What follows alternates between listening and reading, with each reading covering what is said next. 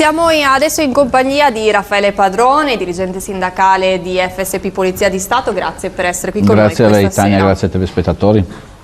Le voglio fare una domanda su una polemica, dibattito in corso dopo che nei giorni scorsi il governo Meloni ha varato il decreto legge che punta a bloccare, contrastare i raduni abusivi con più di 50 persone, che nell'opinione pubblica viene identificato come un decreto legge che contrasta i rave party, anche se ricordiamo la parola rave party non è mai menzionata nel decreto legge, però ha creato non poca confusione questa nuova misura del governo. Lei come l'ha presa, che cosa ne pensa come rappresentante della Polizia di Stato?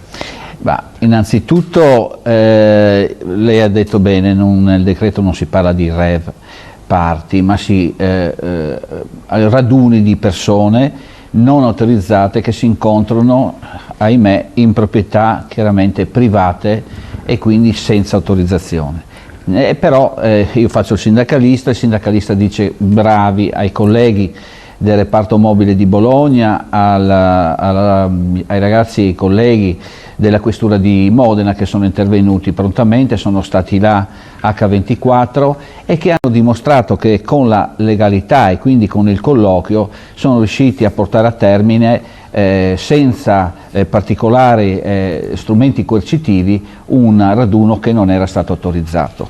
Cosa devo dire? Devo dire che la Polizia di Stato e le forze dell'ordine comunque sono contente di questo decreto. Perché?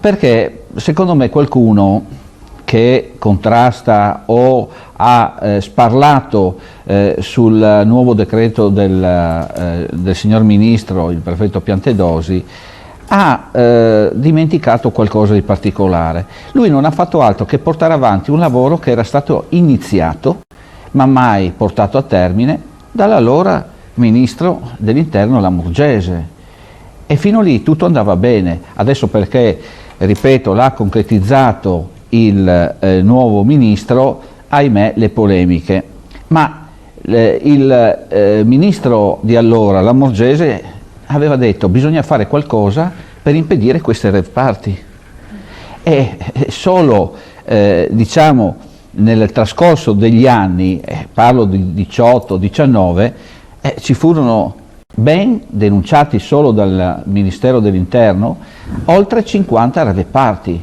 Quindi è un conto dire bisogna fare qualcosa, ma bisogna invece intervenire. Questo Ministro è intervenuto, cioè lasciando perdere, lui stesso, parlo del Ministro Lamorgese, lei stessa ha detto ce ne sono stati 50.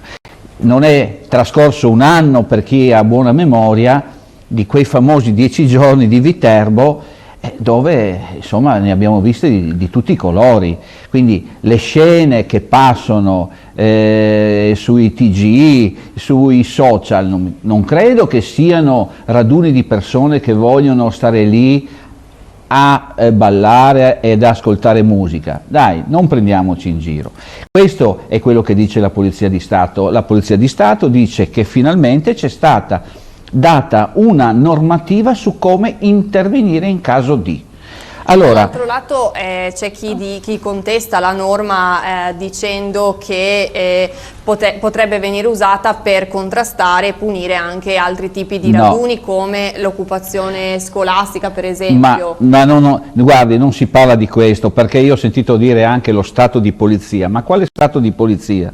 Molte persone, secondo me, non hanno che idee chiare di quello che dicono quando parlano, perché stato di polizia, io vorrei vedere il comunismo, perché dobbiamo dirlo, della Russia e quello italiano. Non mi pare che ci sia la stessa tipologia nel nostro momento sociale particolare. Io dico che invece il legislatore oggi ha attuato una legge al momento giusto nel 2022, cioè il legislatore si deve anche un po' modernizzare, e quindi non vedo perché comunque una cosa già iniziata da un ministro diverso poteva andare bene che comunque non andava bene perché bisogna fare qualcosa. Questo ha detto no, facciamo qualcosa.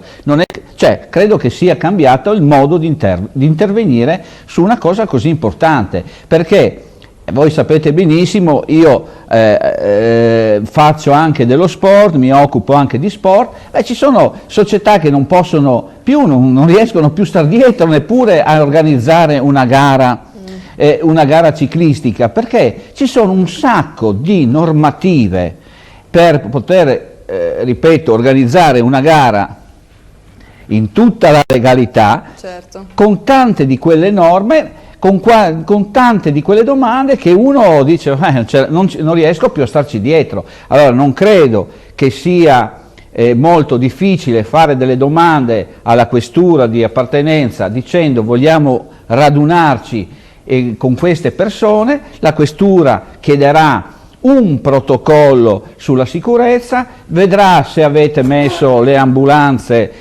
anche perché per garantire sicurezza a chi sta lì a ballare e a bere, quindi una serie di cose che non danno il senso di quello che è successo lì e spero che non succedano più, anzi non devono più succedere perché è legge.